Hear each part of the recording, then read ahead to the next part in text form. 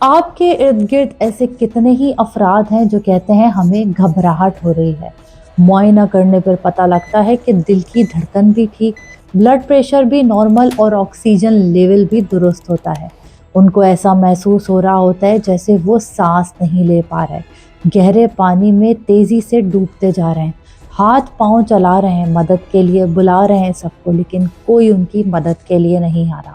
کچھ افراد کو لاشعوری طور پہ ایسا بھی محسوس ہوتا ہے جیسے وہ بلند عمارت سے نیچے گر رہے ہیں اور تیزی سے ہوا میں ہاتھ پاؤں مار رہے ہیں، لیکن کوئی ان کی مدد نہیں کر رہا۔ یہ کیفیت اتنی مشکل ہوتی ہے کہ ایسے افراد کو لگتا ہے کہ جیسے ان کا سانس لینا محال ہو رہا ہے، زبان بند اور آنکھوں سے مسلسل آنسو جاری رہتے ہیں۔ ایسے افراد آئسولیشن کا جلد شکار ہو جاتے ہیں اور کسی سے بھی اپنے دل کی بات کہنے سے اکتاتے ہیں۔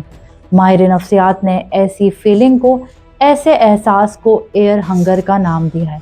ایئر ہنگر میں سمپیتھیٹک نروس سسٹم متحرک ہو جاتا ہے۔ ساری تمہید کا مقصد آپ کے سامنے ایک چھوٹا سا واقعہ پیش کرنا ہے۔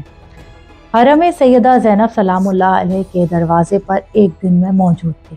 میں نے دیکھا اسی دروازے پر ایک خاتون بزرگ آتی ہیں۔ ان کی کیفیت کچھ عجیب سی تھی۔ وہ دروازے پر بیٹھ گئیں اور اپنا ہاتھ مسلسل دروازے پر مارتی رہیں۔ وہ اس طرح اپنا ہاتھ دروازے پہ مار رہی تھی جیسے وہ ڈوب رہی ہیں، اور ایک ڈوبنے والا بچانے کے لیے اپنے ہاتھ پاؤں مارتا ہے۔ ان کا ہاتھ مسلسل دروازے کی جانب بڑھتا تھا اور ایسے دستک دے رہا تھا جیسے کسی کو آواز دے رہا ہو۔ چند لمحے گزرے، وہ خاتون دوڑتی ہوئی جالیوں کی طرف بھاگی، جالیوں پہ ہاتھ رکھا اور زور زور سے سانس لینا شروع کر دیا۔ ایسے ان کا سانس بحال ہوا اور پھر چیخ چیخ کر رو رو کر اپنے سارے دکھ درد بیان کر ڈالے۔ یوں لگا کہ جیسے کسی ڈوبتے ہوئے کو بھنور سے نکال کر ساحل پر پٹخ دیا گیا ہو۔ واپس پلٹی، نماز کی ادائیگی کی اور ایک پر اعتماد اور خوش مزاج شخصیت کے ساتھ حرم سے رخصت ہوئی۔ یہی مناظر اکثر ہمیں کربلا معلیٰ میں نظر آتے ہیں۔ ٹوٹے پریشان حال دل، رنجیدہ اور غم سے نڈھال لوگ جب واپس زری کو چوم کے اٹھتے ہیں تو یوں لگتا ہے کہ ایک نئی زندگی، ایک نئی بامقصد زندگی کی طرف گامزن ہو گئے۔ Najaf Ashraf. کچھ حاجی ہاتھ اٹھائے اللہم لبیک کی صدائیں بلند کرتے ہوئے کعبے کی جانب دوڑتے ہیں۔ بے آسروں کو روحانی اور جسمانی سکون ملتا ہے، تو کچھ زائر مولا علی کے روضے پر یا مشکل کشا المدد کی صدائیں دیتے ہوئے بڑھتے چلے جاتے ہیں۔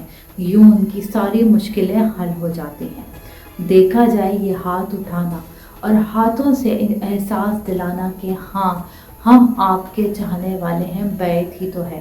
یہ وہ بیعت ہے جو من کنتو مولا فہذا علی مولا کی صدا بلند کرنے والوں نے دی تھی۔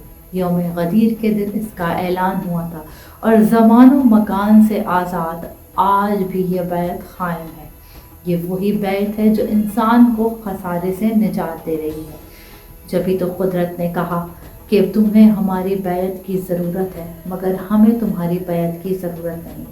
یوں کہہ لیجئے کہ سانس لینے کے لیے ہمیں قدرت، اللہ اور اس کے وسیلوں کی ضرورت۔ ہوا پہ نعت علی پڑھ کے پھونک دیتا ہوں، میں سانس لینے میں کرتا ہوں زندگی کی مدد۔